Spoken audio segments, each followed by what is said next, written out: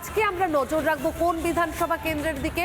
আজকে নজর থাকবে মুর্শিদাবাদের নবগ্রাম বিধানসভা কেন্দ্রের দিকে। আমরা নজর রাখবো এই কেন্দ্রের বিধায়ক কতটা নিজের এলাকার উন্নয়ন করতে পেরেছেন। এই কেন্দ্রের বিধায়ক হলেন কানাই চন্দ্র মণ্ডল। তিনি 2021 সাল থেকে এখানে তৃণমূল ক্ষমতায় রয়েছে।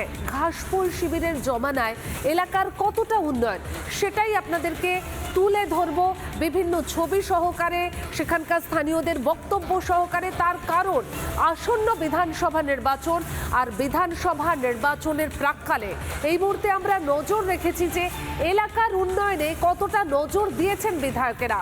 তার কারণ হচ্ছে আমরা জানি যে প্রত্যেকটি ক্ষেত্রে মানুষের নজর থাকে যে এলাকার সার্বিক উন্নয়ন কতটা হয়েছে।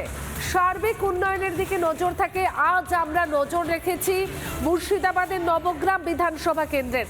আর এবারে আপনাদের একটু এই যে মুর্শিদাবাদ নবগ্রাম বিধানসভা কেন্দ্রের কথা বলছি, সেই কেন্দ্র সম্পর্কে একটু কিছু তথ্য আপনাদের সামনে তুলে ধরি। একদম আমার পাশে যে ওয়াল রয়েছে সেই ওয়ালে গ্রাফিক্যালি আপনাদেরকে এই বিধানসভা কেন্দ্র সম্পর্কে তথ্য দেব। দেখুন, বিধানসভা মোট ভোটার কত? 2,39,811, 2,39,811 মোট ভোটার। তার মধ্যে পুরুষ ভোটার 51%, মহিলা ভোটার রয়েছে 49%।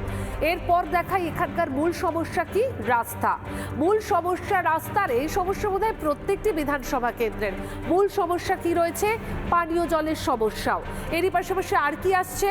পথবাতি। মূল সমস্যা হিসেবে পথবাতিও উঠে আসছে। আর কি কি সমস্যা রয়েছে? আদিবাসী উন্নয়ন। আদিবাসী উন্নয়ন কি আদৌ হয়েছে সেই বিষয়টা কিন্তু নজরে রাখবো আমরা, যে এই যে বিভিন্ন সমস্যাগুলো আমরা দেখালাম সেই সমস্যাগুলোর কি আদৌ কোনো রকম উন্নয়ন করতে পেরেছেন এই কেন্দ্রের বিধায়ক। আমরা দেখালাম আপনাদেরকে কি কি সমস্যা। রাস্তার সমস্যা দেখালাম, আর কি দেখালাম? পথবাতির সমস্যা রয়েছে সেটা দেখালাম। আর কি সমস্যা দেখালাম? পানীয় জল, অর্থাৎ ঘরে ঘরে পানীয় জল পৌঁছে রয়েছে কিনা। আর এই যে যার কথা বলছি, মুর্শিদাবাদ নবগ্রাম বিধানসভা কেন্দ্রের বিধায়ক কানাই চন্দ্র মণ্ডল, তিনি এই সমস্যাগুলোকে সমাধান করতে পেরেছেন। ধীরে ধীরে জানাবো আপনাদের, কিন্তু তার আগে একটু তার সম্পর্কে কিছু বিশদে তথ্য আপনাদেরকে দিয়ে দিই, সেটাও জানাবো আমার এই বাঁদিকের ওয়ালে। আবার দেখাই আপনাদের কি সিপিএম বিধায়ক। 2011-তে তিনি ছিলেন সিপিএম বিধায়ক, তারপর 2016-তেও সিপিএম বিধায়ক। আমরা দেখাচ্ছি কানাই চন্দ্র মণ্ডল। এরপর দেখাই 2018-তে তিনি তৃণমূলে যোগদান করলেন 2018 সালে, আর 2021 সালে তৃণমূল বিধায়ক, অর্থাৎ দল বদল করে তিনি তৃণমূল বিধায়ক। আমরা দেখালাম আপনাদেরকে কানাই চন্দ্র মণ্ডল সম্পর্কে কিছু তথ্য, অর্থাৎ দল বদল বিধায়ক।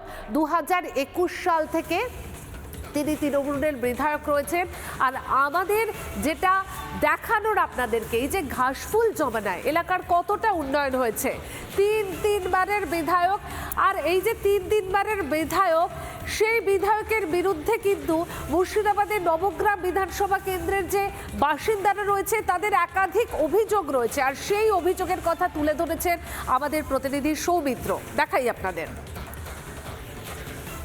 আচ্ছা, নবগ্রামের বিধায়ক কানাই চন্দ্র মণ্ডল তিনি বলছেন নবগ্রামে ব্যাপক উন্নয়ন হয়েছে। তো আপনারা কি সঠিকভাবে উন্নয়নের চিত্র দেখতে পাচ্ছেন? আমরা পানীয় জল কিছু পাই না, আমাদের কোনো কাজই হয় না। আমাদের নবগ্রাম কিচ্ছু আমরা পাই না। আমাদের এমএলএ রাস্তাঘাট কিছু চোখেও দেখে না। আমরা ওসব একবারে কিছুই আমরা পাই না। সরকারি টিউবওয়েল নেই আপনার এলাকায়? টিউবওয়েল নেই, সেই রকম আছে, যেখানে দরকার সেখানে আছে, সেখানে নাই। সংখ্যায় কম। সামান্য আইটার মোড়ে একটা লাইট দিয়েছে, তাও সে তাই না তাই, কোনটা জ্বলছে কোনটা জ্বলে না। হ্যাঁ, জলই না, ওই বন্ধ তো বন্ধই থেকেছে, ওই নামে দেওয়া হয়েছে। আচ্ছা, নবগ্রামের বিধায়ক কানাই চন্দ্র মণ্ডল তিনি বলছেন নবগ্রামে ব্যাপক উন্নয়ন হয়েছে। তো আপনারা কি সঠিকভাবে উন্নয়নের চিত্র দেখতে পাচ্ছেন? আমরা পানীয় জল কিছু পাই না, আমাদের কোনো কাজই হয় না। আমাদের নবগ্রাম কিচ্ছু আমরা পাই না। আমাদের এমএলএ রাস্তাঘাট কিছু চোখেও দেখে না। আমরা ওসব একবারে কিছুই আমরা পাই না। সরকারি টিউবওয়েল নেই আপনার এলাকায়? টিউবওয়েল নেই, সেই রকম আছে, যেখানে দরকার সেখানে আছে, সেখানে নাই। সংখ্যায় কম। সামান্য আইটার মোড়ে একটা লাইট দিয়েছে, তাও সে তাই না তাই, কোনটা জ্বলছে কোনটা জ্বলে না। হ্যাঁ, জলই না, ওই বন্ধ তো বন্ধই থেকেছে, ওই নামে দেওয়া হয়েছে।